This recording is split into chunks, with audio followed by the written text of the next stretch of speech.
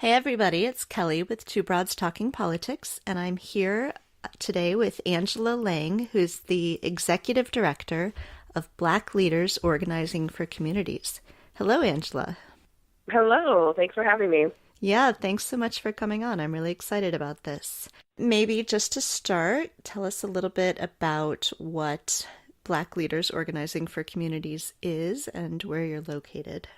Yeah, so we're a new organization. We're kind of like a baby. We've only been around since maybe the end of November is when we officially launched, and we're based in Milwaukee. And so our goal is to really uplift and empower the voices of Black Milwaukee and really assert, our agenda and the things that we're hearing on the doors into these elections and making sure that candidates, for governor or Supreme Court are really talking about the things that we want them to talk about. If they want to vote, they have to earn it, and they also need to make sure that they're talking about our issues too.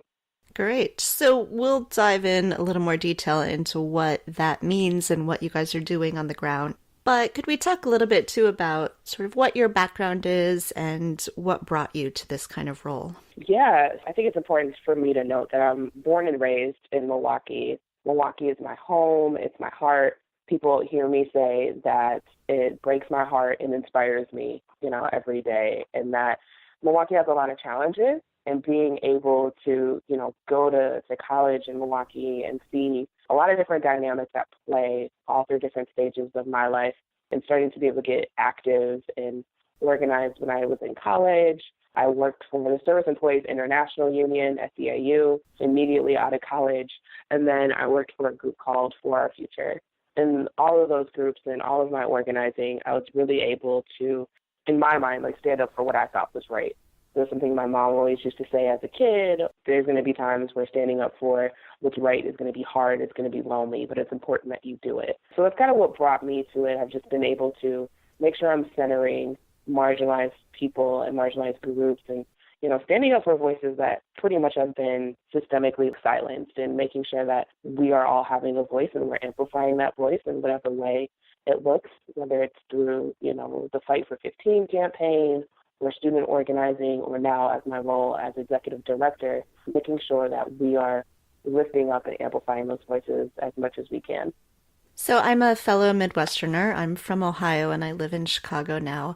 And I feel like Wisconsin and Milwaukee is one of those places that a lot of people leave. They feel Yeah. at some point like, oh, I want to go somewhere else. In my case, it's like, oh, I want to go to the big city of Chicago. So hmm what kept you in Milwaukee? That's an interesting question. It is not a very nice. I love Milwaukee so much. I decided to stay here, although that has become the talking point. When I was in high school, I applied for several colleges. My dream school was Columbia out in New York. Got through several rounds of interviewing and process, and I didn't get in. And I was devastated. I was heartbroken. I wanted to go to the big school in New York and Ivy League, and it crushed me. And so it took a really big hit to my ego, my 17-year-old pride. Mhm. And I was like, you know what, whatever. I'm going to the local school. I'm just going to, UWM, the University of Wisconsin-Milwaukee, and just whatever. And so that's where I ended up. I went there because I felt like it was almost like a protest. I didn't want to explore any other options. And actually, UWM is probably a mile away from where I went to high school.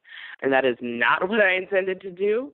But I tell people all the time, it's probably one of the best decisions I ever made. It was really there I really started getting involved in activism and organizing with students and different student organizations I got involved with. And it was just the best thing is just to actually land at UWM and learn and meet so many amazing people. And I think it was really then where I was like, okay, this is my home. I love Milwaukee, and I don't want to be one of those people that leaves. And there's so much beauty here, and I feel like Milwaukee raised me, and I have kind of an obligation to stay here and to give back and to use my skills to kind of put Milwaukee on the map too. I think that's really valuable. There's a part of me now that thinks I should go back to Ohio and try to help in a red state. So I think it's great that you're staying in Milwaukee. I've seen on the website for your organization that Wisconsin is the worst place to raise a Black child in America. It has the highest incarceration rate for African American males in the country. So what sorts of factors do you think lead to that outcome, and what are the kinds of things that your group and the elected officials that you hope to get into office can do to sort of start to address that problem? Yeah, I think, people ask me that a lot of like, how did we get here? And really start to think of, it didn't happen overnight, and it's also not going to change overnight as well. I think it's a lot of just awful policies that have been put into place that people haven't really thought about the effects on them. And, things like photo ID and, restricting voting access and voting rights and things like that, it really takes a toll on people. And so it's hard for people to actually feel that their vote is meaningful and that being engaged is worth it. And so, I hate to say it, but we're a red state now, and we have Scott Walker as governor. Republicans control our legislature. Our courts are dominated by, conservative folks. And so what do you do with that? Why would anyone feel that they want to actually get involved or vote or, participate in a political process that, one, has not really been for people of color and marginalized folks, but it's hard to get a win nowadays, right? It's hard to actually have any sort of dialogue and, provide any real solutions for folks. And so what we really want to do at BLOC is really take the education component of it and really talk about this idea of strength in numbers. And I think, having people feel like they just aren't a part of this process, we really want to kind of flip that on its head and say, like, look, like, you pay the salaries of these elected officials, you elect them, you can vote them out of office. Having people really understand the agency that they have within themselves and to, not give up that power that, they have just because they think they don't have it. So we want to really just expand what it means to be civically engaged. And, a lot of people think of civic engagement, they think of showing up to the polls every 2 or 4 years, but it's more than that. It's calling your legislator, it's requesting a meeting with you and 10 of your neighbors, with your county supervisor or your alderperson, and requesting that things, and demanding actually, that things change and that they need to be held accountable. I read a statistic somewhere that 1 in 9 Black folks in Wisconsin can't vote due to the effects of mass incarceration. And so what does that mean? When we're showing up and we're targeting and we're trying to, mobilize people to come to the polls, there's a whole group of people that we just don't talk to, right? Like, they can't vote. We see them as dispensable. We just don't engage them. And so what does it mean to engage people that are previously incarcerated but, are on papers right now and can't vote, but the issue still affects them? They have very real issues too. Engaging them in a way and saying, yes, call your legislator, testify in front of the county board or the common council, and getting folks engaged in a whole nother way. I tell people all the time that people see very real issues on a daily basis, right? Whether it's an officer-involved shooting or, it's speed bumps or what have you. People see issues all the time, and we complain about them around the dinner table, and we get frustrated, but sometimes we just don't know that next step. We don't know that next step to take. So we really want to make sure that we're educating people about the process. If someone is outraged that there was an officer-involved shooting, let's talk about how nearly 50% of the city budget goes to the police department. And this is how you can get involved with the budget process. This is when it happens. This is the next cycle. This is how you put pressure on your alderperson. And being able to have those conversations, I think it can get really overwhelming when people don't know the process, and it can get very frustrating. So we're kind of just spinning on this hamster wheel of dealing with, oppression and issues on a regular basis, but don't know how to interrupt that. And so that's kind of part of BLOC's role, is making sure that people are educated and informed on all of these processes and able to interrupt them and demand that this political system works for us. How do you go about educating people? What is your actual strategy for getting to people where they are and making sure that they understand these steps that they need to go through or the ways that they can engage? Yeah, so being a new organization, we have like longer term goals, but our baby steps right now is that I have four amazing organizers that knock on doors almost every day in this cold Wisconsin weather with one question, what does it look like for the Black community to thrive? A lot of times when people are knocking on doors, it's vote for this person, sign this petition, give me money, come to this. But we often, we're taking from people, but we're not like listening and giving people a space to really think about what they need. And so we've heard everything from I don't see my elected official to, I really want a stoplight or a stop sign in my neighborhood. I want more youth programs. So being able to compile what we're hearing and then being able to turn that into a campaign, but understanding that it's not just a campaign where we're, holding elected officials and candidates accountable. We're also like educating on what the process is. So if people say, I feel like there's way too many police in my neighborhood and I feel like, I'm being criminalized and I'm being harassed, let's talk about the police budget. Let's have this Saturday. We want to have resource Saturdays where we can come in and talk about this is the jurisdiction of the Common Council. These are their roles and responsibilities. They're in charge of the budget. This is what it is in very simple terms.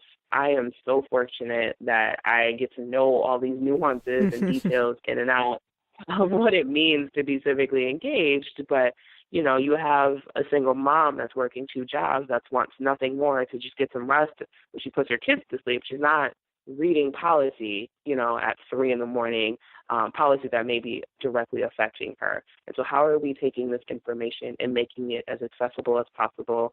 Ideally, like I said, we want to have these resource Saturdays where we can have a theme and just like talk and say, this is the difference between a county supervisor and an alderperson. This is why you should care about the state Supreme Court. Let's talk about these things. Do you have any questions? Now let's talk about how we can, kick it up a notch and to get involved too. And what sorts of responses have they been getting from people as they've been knocking on doors and talking to them? Yeah, we've gotten everything from, safer neighborhoods, and which can mean a whole plethora of things to, we want young people to feel like they have an outlet to do positive things. I want to see my elected official more. I'm tired of people speeding up and down my neighborhood. Job opportunities, healthcare. We've heard pretty much it all on doors. We've knocked on, I think by the end of this week, we're on par to knock on close to 8,000 doors. We've heard a whole lot of things. We heard people that say, I just don't think my vote matters. And, our organizer today was like, I'm really excited to continue to talk to her and to build with her. And I want to be that person that registers her to vote for the first time. So just even thinking about all of these things and how powerful it is just to engage and have that conversation for the first time is really been powerful. It's been heartbreaking, but all of them have been inspiring. Has anyone sort of been skeptical or unwilling to talk? Yes, we definitely have gotten that. I think people are, a little skeptical of asking and talking to people on doors of like, who are you with? Yeah. You're doing what? Why should I talk to you? Are you one of these fly-by-night organizations that is only going to come around during the election and tell me how to vote and then pack up and I never see you again? So I think there's a lot of groups that have done that in the past, and we need to, be able to rebuild that trust. And so it's an ongoing conversation. Even asking folks like, if you can ask the candidates for governor one question, what would it be? People are taken aback by it. Asking these open-ended questions of what does it look like to thrive, people are like, whoa, I don't know. No one has ever asked me that before. How about you take my number and get back to me? So like there's a lot of follow-up that we're doing to create and maintain these relationships. But I think overall it's been relatively positive. But even the people that are skeptical, I think they're skeptical for good reasons, because that's normally what's been happening. People have knocked on their doors and asked them for something, and it's been more of a transactional relationship. And so how are we able to, build with folks that we're seeing on doors? And again, that requires several conversations in order to build their trust too. And we understand that.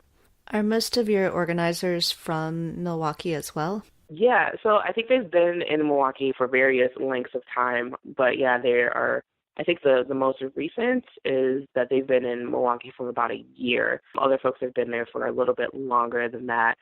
So everyone pretty much has like a relatively solid footing of being in Milwaukee and understanding dynamics and being able to kind of see how how things work. We all play off of each other. We're all different age ranges are able to, ask questions. And, we're also kind of